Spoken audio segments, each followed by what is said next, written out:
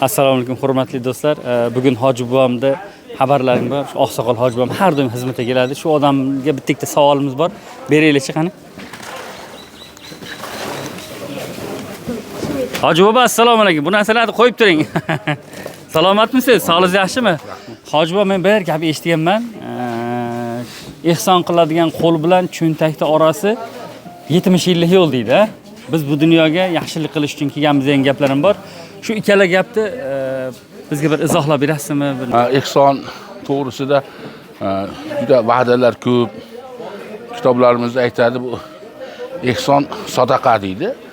U iymonni tasdig'i deydi. Iymoni bor odam ehson qiladi. Boshqa bir hadis muborakda keladi. As-saxotun saxovat jannatdagi bir daraxt deydi. Uni shoxi dunyoga osilib tushib turgan deydi. Kim uni ushlasa, saxiylar ushlaydi uni deydi. O'sha daraxt jannatga olib kirib ketadi uni deydi. Uni hali qilgan amallari boshqalariga hali yomonlaridan saqlab qolar ekan-da endi. Saxovat bir daraxt o'zi. Saxiylik daraxtini ushlagan odam albatta jannatiy bo'ladi. Keyin mana hozir odamlar ichimizda tashvish ko'p, ishim yurishmayapti, to'g'ri kelmayapti degan. Saxiyni ishi yurishadi. Mana o'sha qo'lidan bir boshqa odamga haq chiqarib berib turgan odam bor-ku, shuni ish yo'llari ochiladi. Qo'li ochiqning yo'li ochiq degan o'sha haq maqoli ham bor. Qo'li ochiq bo'lib birovga o'zidagi bor narsasini ulasha olgan odamning ishlari ham yurishadi. Keyin kitoblarda aytadi, saxiylik, ehson kasalliklarning shifosi deydi. Mana hozir kasalliklar ko'paygan, apteka ko'paygan, dori ko'paygan zamon saxiylik bilan ham shu dardlarga shifo topsa bo'lar ekan. Odamning qalbi tuzalar ekanda, qalb tuzalgandan keyin boshqa a'zolar ham tuzalib ketar ekan. Saxovat to'g'risida hozirgi yoshlarimizga shu dard yo'qdi. Ajab emas, mana homiylarimiz, mana kafillarimiz, bular asli qalbida saxiylik. Qolaversa bu saxovat nasl suradi deydi. Bularning otalari ham yaxshi odam bo'lgan. Va hozirgi ehson qilib turgan mana xizmatda yurgan yigitlar bor-ku. Bu kafillar ham, homiylar ham bularning otalari o'zi nasli yaxshi bo'lgan asli. Bu badanda bir ko'rinish xolos. Alloh ziyoda qilsin. Bularning zurriyotlaridan ham bulardan ko'ra ko'proq saxovat qiluvchilar chiqsin. Saxovatning mevasi shu dunyoda ham, oxiratda ham. Ba'zi ishlarning mevasi shu dunyoda. Ba'zi amallarning mevasini faqat oxiratda ko'ramiz. Lekin saxovatniki shu dunyoda ham ko'radi rohatini, oxiratda ham ko'radi. Ikki tomonlama shunaqa rohatga erishadi.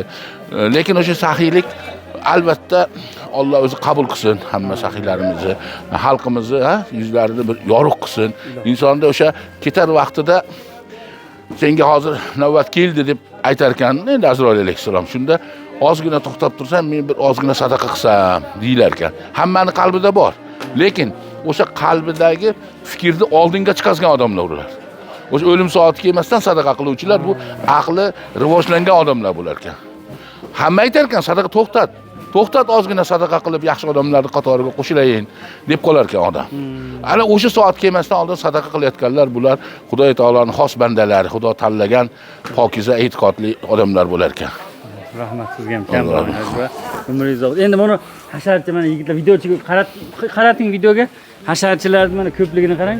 Bular har haftaga bular yarimidan ko'pini ismini ham bilmaymiz. Biz tanimiz nima maqsadda keladi, bularga qanaqa mukofotlar bor? Alloh bularning qalbi yumshoqligidan keladi. Mehr, qalbida mehr bor. O'sha mehrni ulashgisi keladi. Mana buni yosh yigitlar turibdi, bularning qalbiga tushgan mehr shuki, ertaga albatta shu saxiylardan, kafillardan bo'ladi. Bular albatta o'sha qishlog'iga nafaqat masjid, yo'l quradi, ko'prik quradi, chiroq tushiradi. O'sha xalqiga, yurtga, jamiyatga xizmat qiladigan odamlar bo'ladi bular. Hozirdan shunchalik qalbida hech kim majbur qilgan yo'q bular. Kelgin shu yerga degan yo'q hech kim. Qalbidagi poklik shu yerga yetalab keldi. Alloh ziyoda qilsin. Bularni ehson qilishga qatnashdi sabablari aslida niyatini, naslini pokligi. Katta rahmat sizga. Salomat bo'ling.